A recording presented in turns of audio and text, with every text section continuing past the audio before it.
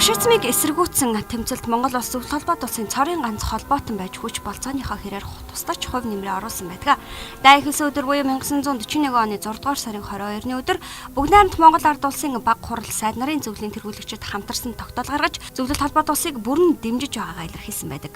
Зөвлөлтийн ард түмэнтэй эвдршгүй бат найрамдалтай эрх чөлөөг эрхэмлэгч тусгаар тогтносон улсын ард түмэн бид фашистын Герман ийхүү итгэл эвдэж халдсныг туйлаас буруу шааж Зөвлөлт Монголын ард түмний найрамдлыг бүх талаас нь бэхжүүлэн бүгд найрамдах Монгол ард улс Зөвлөлт социалист бүгд найрамдах холбоот улс хооронд 1936 оны 3 дугаар сарын 12-нд байгуулсан харилцан туслах гэрээгээр хүлээсэн үүрэгтэй үнэнч байхаа илэрхийлсэн нь түүхэн сурвалжуудад цохон тэмдэглэгджээ. Өдгөө дэлхийн 2 дугаар дайн буюу эх орны төлөөх дайнд ялснаас хойш даруй 69 жил өнгөрч байна.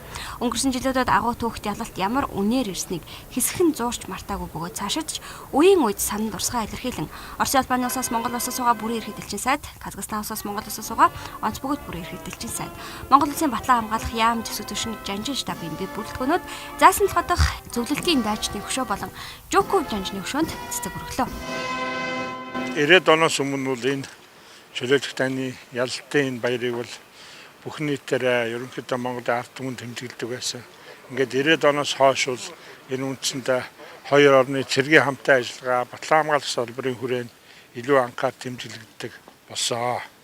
Энэ дайнд бол манай бас Монголын цэргийн албаа агчид, дайчид маань бас тодорхой хэмжээгээр Оросын албаа тэр үеийн Зөвлөлт холбоот улсад сурч исэн цэргийн албаа агчид, тэнд байсан офицерууд маань бас энд оролцож исэн юм түүхтэй байдаг. Казахстанцы более 50 человек были награждены.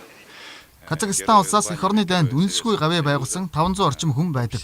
Мөн хоёр бүсгүй Зөвлөлт холбоот улсын баатар болсон байдаг. Дайны үед манай улс хоол унд, хувцас идэл, унаа хөсөг гэд бүхэл зүйлээ фронтод илгээж байсан. Энэ ч утгаараа энэ баяр бол манай ард түмний бүх нийтийн баяр, бидний өвөөгийн, аавын, ахын баяр шүү дээ. 1941 онд хурлцсан Монгол ардын хувьсгалт намын төв хорооны бүгд хурлаар фашистын Германыг эсэргүүцсэн Зөвлөлт холбоот улсын эх орны шударга дайн нь нийт хүн төрөлхтний эрх чөлөө тусгаар тогтнолын төлөөх дайн гэж тэмдэглэжээ. Тухайн үед Монгол улс Зөвлөлтөд хандив хэлгэх ажлыг улс орон даяар үнэлсэн бөгөөд Зөвлөлтөд сурч ажиллаж байсан Монголын иргэд сайн дураараа дайнд оролцсон баримтууд байдаг. Энэ ч үднээс эх орны дайны түүхт ялтын баяр бол манай хоёр орны ив нэгтлийн баяр үлээ. Я поздравляю всех граждан России и Монголии с этим днем. Бид өнөөдөр түүхт ялтаа эргэн дурсаж байна. Энэ ялтыг байгуулахад гар бие сэтгэл зүрхээ зориулсан бүх ард түмэнд болон Монгол улсад суугаа Оросын албаны улсын иргэдтэй баярын мэнд хүргэж байна.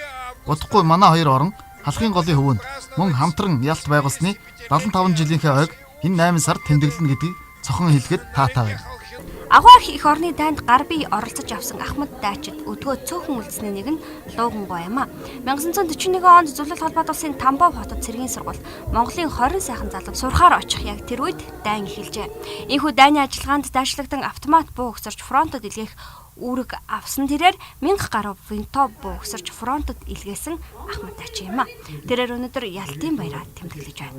1000 гаруй хүнтэй тийм том сургуультай цэргийн сургууль. Дандаа офицер бэлтгэжсэн, зэвсгийн офицер бэлтгэжсэн ийм сургууль. Тэнд ороод бид нэр одоо сураад эхлээд тэгж байж байгаа дайн эхлээд Тамбовд одоо дайнд ороод бөмбөгдүүлээд тэгээд сургууль хийх бололцаагүй болохтай зэрэг сургуулийн анги цэргийн нөгөө байлдааны ангиулаад тэр чигтээ гарсан. Дайн гэдэг ямар их гамшиг сүрэл учруулдаг. Мөн дайны үед хүмүүс хичнээн их оюуны болоод биеийн хүч чадалгаар эрэмгийн үйлс бүтээх чадвартай болохыг агуу их орны дайн харуулсан.